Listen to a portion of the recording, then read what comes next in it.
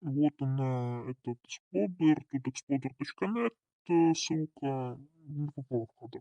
Тут выбираете на это, нажимаете кнопку, скачиваете оперу, ну, потом нажимаете скачать Exploder. Опера у меня уже установлена, поэтому мне не надо, мне достаточно просто багануть сайт.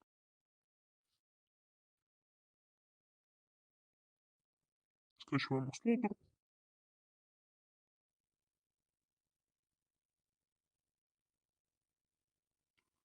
вытаскиваем его на рабочий экран.